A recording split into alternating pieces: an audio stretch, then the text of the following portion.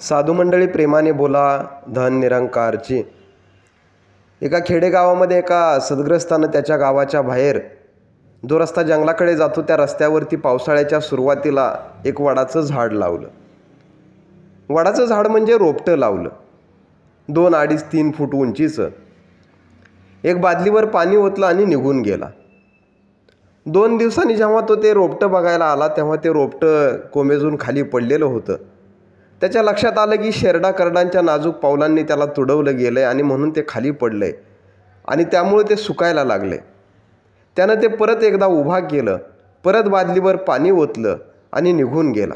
अजून 2 दिवसानंतर ते सद्ग्रस्त त्या रोपट्याकडे चक्कर मारायला आले तेव्हा त्यांनी बघितलं की परत तोच क्रम झाला होता। शेरडा करडांच्या नाजूक पावलांनी ते रोपटं परत पायदळी तुडवलं होतं, खाली पडलं होतं, सुकून चाललं होतं।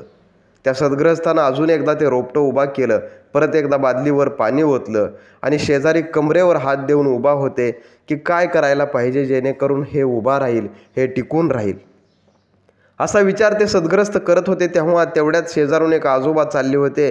तर विचारलं, म्हणे काय करताय, कसला विचार करताय?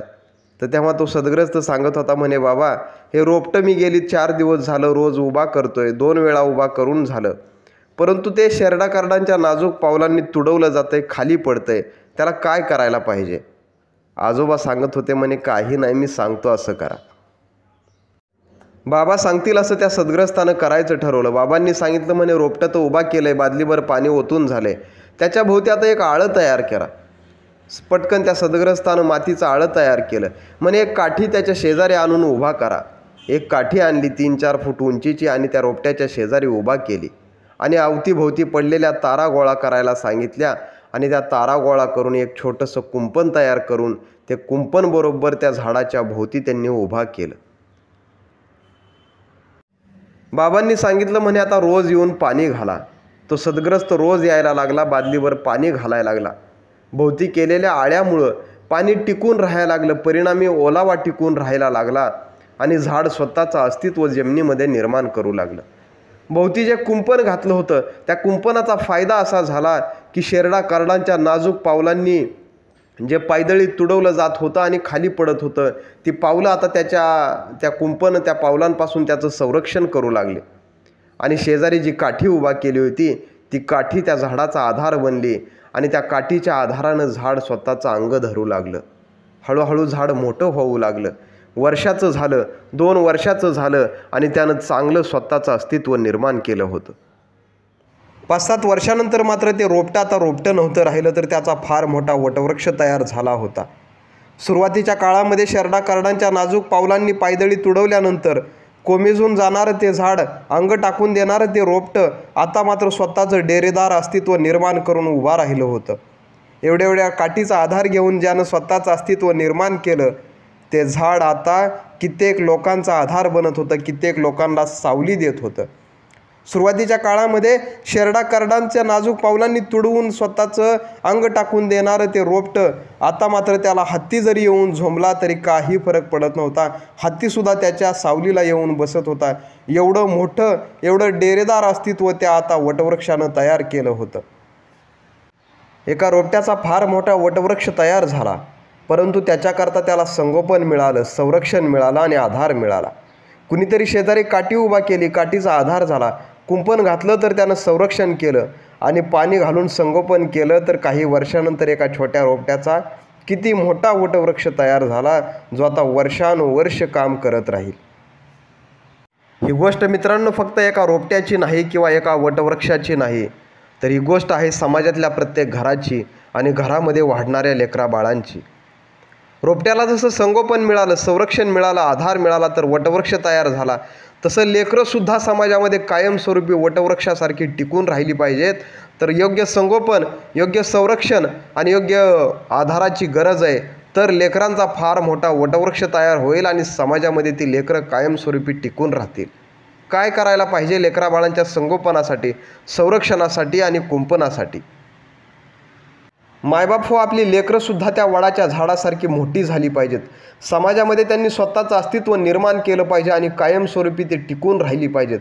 समाजामध्ये आधार बनली पाहिजेत, स्वतःचं अस्तित्व निर्माण करून टिकून राहिली पाहिजेत। त्याच्यासाठी काय करावं लागेल? तर त्याच्यासाठी त्यांच्या भोवती संस्कारांचं कुंपण आणि आळं घालावं लागेल.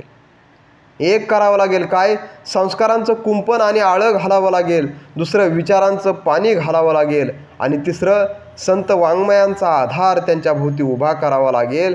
तेव्हा ती वटवृक्षासारखी निर्माण होतील आणि टिकून राहतील. हा संस्कारांचं आळं आणि संस्कारांचं कुंपण घालावंच लागेल, तरच त्यांचं समाजामध्ये संरक्षण होईल. नाहीतर समाज चुकीच्या मार्गानं निघाला, लेकरं बाळंसुद्धा त्याच मार्गानं जातील. सद्गुरू बाबा हरदेव सिंहजी महाराज म्हणायचे, हमारे संस्कार ही हमारे पहरेदार है. आपण त्यांना दिलेले संस्कार बाहेर कधी कुठे शिक्षणासाठी गेले तर ते संस्कारच त्यांचा पहारा करतील. कोण म्हणून लक्ष ठेवायला आहे त्यांच्यावर? त्यांच्या संस्कारांनी त्यांच्यावरती लक्ष ठेवलं पाहिजे. त्यांना दिलेले संस्कार त्यांचं संरक्षण करतील. आणि म्हणून संस्काराचं कुंपण आणि संस्काराचं आळं त्यांना घातलंच पाहिजे. दुसरी सगळ्यात महत्त्वाची गोष्ट म्हणजे त्यांना विचारांचं खतपाणी घातलं पाहिजे. लेकरं बाळं मोठी होतील, शिक्षणासाठी जेव्हा बाहेर पडत असतात तेव्हा त्यांना फक्त पैसे पुरवून उपयोग होत नाही, त्यांना फक्त जीवनावश्यक वस्तू पुरवून उपयोग होत नाही, तर त्यांना विचारांचं खतपाणीसुद्धा मिळायला पाहिजे, तर योग्य संगोपन झालं असं म्हणता येईल. आणि म्हणून आपल्या लेकरा बाळांना हे कायमस्वरूपी सांगत राहा की बाळा, तू ज्या ठिकाणी शिकतोय, ज्या ठिकाणी राहतोय, तिथल्या अवतीभोवतीच्या परिसरामध्ये सत्संग कुठे आहे ते शोधून घे. आणि दर आठवड्यामध्ये शनिवारी जात जा, रविवारी जात जा, सत्संगला जाऊन बसत जा, 2 तास ऐकत जा. ही गोष्ट आपल्या लेकरा बाळांना गांभीर्यानं सांगा बरं. कारण हे सांगणं, ह्या विचारांचं खतपान मिळणं हे लेकरांसाठी फार नितांत मोठी गरज झाली आहे. हे सांगायला पाहिजे. फक्त पैसे पुरवून उपयोग व्हायचा नाही, जीवनावश्यक वस्तू पुरवून उपयोग व्हायचा नाही, वह्या पुस्तकं पुरवून उपयोग व्हायचा नाही, तर विचारांचं खतपाणीसुद्धा त्यांच्यापर्यंत पोहोचलं पाहिजे. आणि तिसरी एक महत्त्वाची गोष्ट म्हणजे आधार. त्यांच्या भोवती जेव्हा आधार उभा करायचा आहे तेव्हा संत वाङ्मयांच्या विचारांचा आधार त्यांच्या भोवती उभा करायला पाहिजे. प्रापंचिक विचारानं जर उभा राहतील तर मग मोडून पडण्याची शक्यता आहे. पण संत विचारांच्या माध्यमातून जेव्हा त्या विचारांच्या आधारानं जेव्हा उभा राहतील तेव्हा कधीही कुठेही मोडखळीस येणार नाही, कायमस्वरूपी टिकून राहतील. कारण संतांचा विचार हा जगामधला सर्वश्रेष्ठ विचार आहे. आणि म्हणून त्या विचारांच्या आधारानं लेकरं बाळं उभा राहिली पाहिजेत. आणि म्हणून संत वाङ्मयांचा आधार त्यांच्या भोवती आपण उभा करायला पाहिजे. ही गांभीर्याची आणि महत्त्वाची गोष्ट आहे.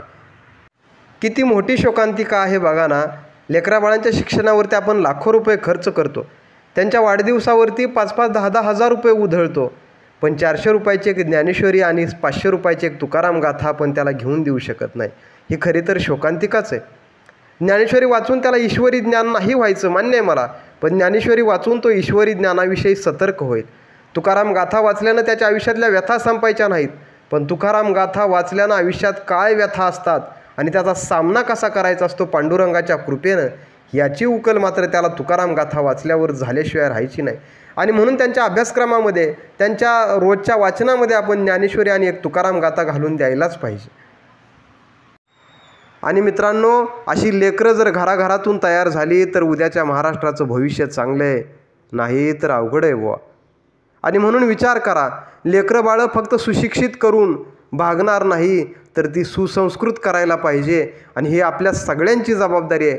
आणि म्हणून लेकरा बाळांना हे सांगा की सत्संग, सेवा आणि सिमरन हे करायलाच पाहिजे. सत्संग केल्यानं बुद्धी शुद्ध होईल असं त्याला सांगा. बुद्धी शुद्ध झाल्यानंतर विचार शुद्ध होतील. जेव्हा विचार शुद्ध होतील तेव्हा कर्म शुद्ध होतात आणि मग भविष्य चांगलं घडतं. सेवा केल्यानं अहंकार नष्ट होतो हे त्याला सांगून द्या. आणि सिमरनानं भगवंताशी नातं जोडलं जातं, या गोष्टींचा दाखला त्याला घालून द्या. आणि सन्मार्गानं, सद्भावनेनं आणि सद्विचारानं जगण्याची प्रेरणा त्याला अवश्य द्या.